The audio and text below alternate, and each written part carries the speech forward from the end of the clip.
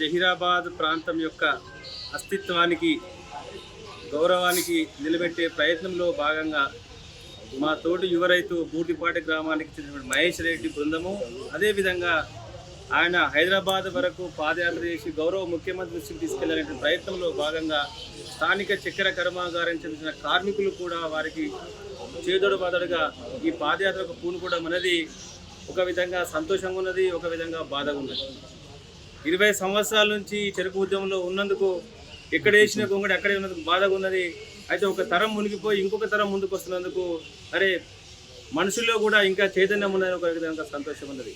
అయితే వాళ్ళ ఆశ ఒకటే ఉన్నది, కొత్త ప్రభుత్వం వచ్చింది కాబట్టి ఈరోజు ఈ కొత్త ప్రభుత్వము ఇంతకుముందే మా కొండరెడ్డి గారు చెప్పినట్టు నిజాం చక్కెర కర్మాగారానికి సంబంధించిన 3 ఫ్యాక్టరీలు తెరిపిస్తామనే ఆశ అందరిలో చిగురించింది. కాబట్టి దీనికి సంబంధించి మా స్థానిక చక్కెర కర్మాగారం నిజాం చక్కెర ఫ్యాక్టరీ పరిధిలో లేనప్పటికీ కూడా ఈరోజు ప్రైవేట్ ఆధీనంలో ఉండి గతంలో ఎలక్షన్స్ కంటే ముందు అందరూ కూడా హామీలు ఇచ్చి ఈరోజు మళ్ళీ తుంగలు దొక్కేసేసి ఈరోజు నడవలేని పరిస్థితి. ఈరోజు పంట పండించిన తర్వాత సుమారు టన్నుకు 300 రూపాయలు చొప్పున నష్టపోతూ చుట్టుపక్కల ఫ్యాక్టరీ పరిధి లోపల ఈరోజు అమ్ముకోవాల్సిన పరిస్థితి వచ్చింది. మరి చుట్టుపక్కల ఫ్యాక్టరీలో పరిధిలో ఎందుకు మంచిగా ఉన్నాయి, మన దగ్గర ఎందుకు నష్టపోతున్నామంటే ఇక్కడ ప్రైవేట్ అయిపోయినాయి, మరి అక్కడ కర్ణాటక మహారాష్ట్రలో సహకార రంగంలో ఉన్నాయి. అయితే ఈ రోజు నేను గౌరవ ముఖ్యమంత్రి కానీ ప్రస్తుత ప్రభుత్వాన్ని కానీ 2-3 విషయాలు విధానపరమైనటువంటి కోరికలనేమి అర్థమనుకుంటున్నానంటే, మొట్టమొదటిగా మా రైతులని చెరుకు రైతులను తీసుకెళ్లేసి వ్యవసాయ శాఖకి తీసుకుపోవాలి. ప్రస్తుతం మేము డైరెక్టర్ ఆఫ్ షుగర్ కింద ఉన్నాం. అంటే చక్కెర కర్మాగార పరిధిలో ఉన్న ఫ్యాక్టరీలో ఉంటే రైతుల కోసం వాళ్ళు ఎందుకుంటారు, ఫ్యాక్టరీ యొక్క ఇంట్రెస్ట్ ఈ డిపార్ట్మెంట్ కాపాడుతుంది కానీ రైతుల యొక్క విషయాలను వీళ్ళ మీద దృష్టి పెట్టారు. కాబట్టి ఫస్ట్ మమ్మల్ని వ్యవసాయ శాఖ కింద తీసుకోవాలి.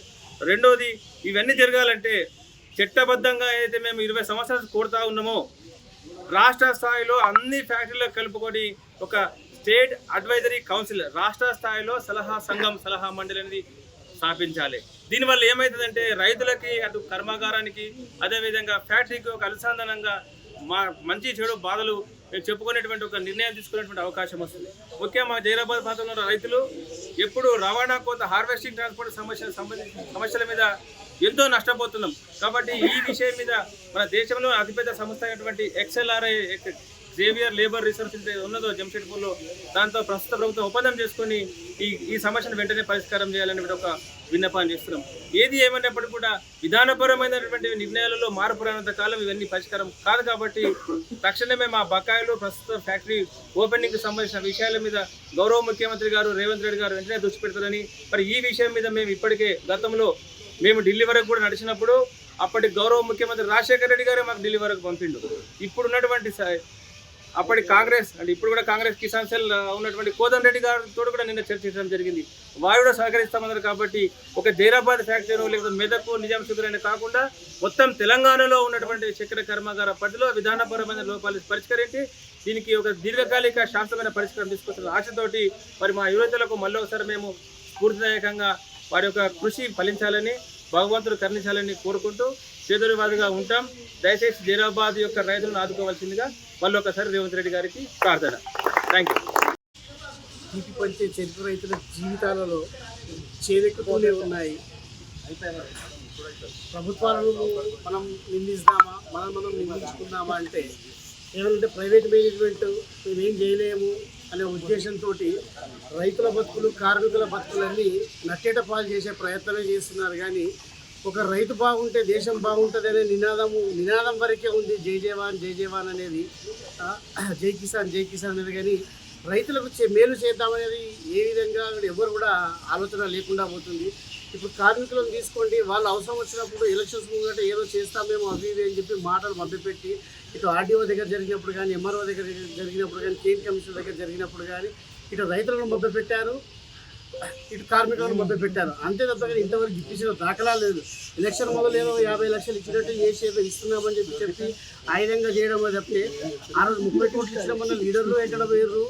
ఈ రోజు మరి 30 కోట్లు ఇస్తాం, 9 కోట్ల వరకు ఇంతవరకు ఎందుకు బకాయిలు ఉన్నాయని చెప్పి చుట్టుపక్కల ఫ్యాక్టరీలు మొత్తం షుగర్కేన్ తీసుకుపోతున్నాయి. ఇదే ఫ్యాక్టరీ ఉండింటే మనకి ఇంకొక 400-500 ఉన్న చెరుకు రేటు ఎక్కువ పెరుగుతుండే కదా. ఇప్పుడు రైతులు ఇది వేరేదానిలాగా ఏమి ఇంట్లో పెట్టుకునే సొత్తు కాదు, ఇది రాశి చేసుకొని టైం అయిందంటే పంపించాల్సిందే. ఇప్పుడు వేరే ఫ్యాక్టరీలు వచ్చి ఇష్టం వచ్చినట్టు రేట్ చెప్పడం వల్ల కూడా కంపల్సరీ టైం అయిపోయిందని ఇచ్చే ప్రయత్నమే చేస్తున్నారు రైతులు తప్పితే, కానీ ఆ విధంగా చేసే వాళ్ళకు గిల్లి తిప్పించే ప్రయత్నం అయితే చేయట్లేదు. కాబట్టి కొంతమంది ఎవరో ఈ ప్రభుత్వాలకు మోకరిల్లి రైతుల జీవితాలను నాశనం చేసే ప్రయత్నం చేస్తున్నారు వెనుకుండి.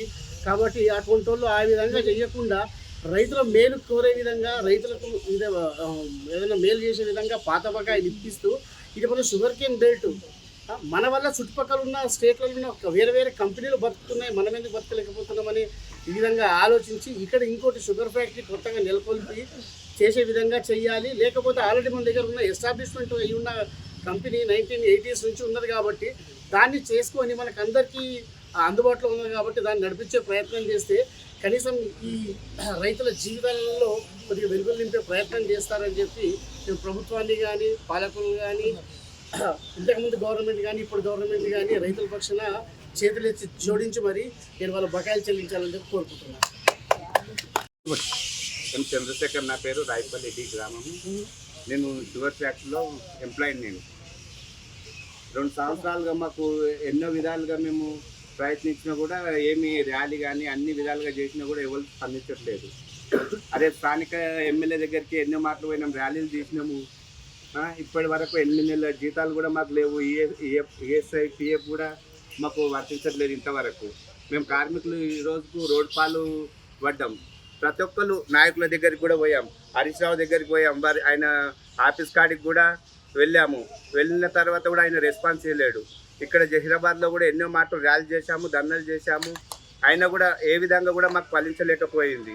అలాంటప్పుడు మాకు న్యాయం జరగాలని మేము కోరుకుంటున్నాము. మాకు ఇప్పుడు 3 నెలల నుండి డబ్బులు కూడా లేవు, జీతాలు కూడా లేవు. మేము పోతున్నాము, మా ఇంటి నుండే టిఫిన్ కట్టుకపోయి అక్కడ తిని 5 వరకు మేము అక్కడనే ఉండి వస్తున్నాం. అదేవిధంగా మొన్న ఎలక్షన్ కాకముందు ఏం చేశారంటే మీకు రికాల్ తీసుకుంటున్నామని మాకు తీసుకున్నారు, ట్రాక్ నడిపిస్తామని. సరే సార్ అని వెళ్ళిపోయి అందరం రికాల్ కాగానే అక్కడ పోయినాక ఎంత వర్క్ ఉన్నదో అక్కడ వర్క్ మేము చేశాము. ఎందుకంటే రేపు నడిపిస్తామంటే కూడా వారం రోజులు 15 రోజులు టైం తీసుకొని మేము నడిపేయడానికి సిద్ధంగా ఉన్నామని కార్మికులం మేము ఒప్పుకున్నాం. అయినా కూడా మేము వర్క్ చేసి పెట్టాము. అక్కడ కొన్ని మెటీరియల్ లేనందువలన వాళ్ళు మేనేజ్మెంట్ చేయనందువలన మేము ఏం చేయలేకపోతున్నాం. మేము ఇప్పటికీ డ్యూటీలోకి పోతున్నాము. 8ంటికి పోయి 5 వరకు అక్కడే ఉండి మేము వెళ్ళిపోతున్నాం సార్.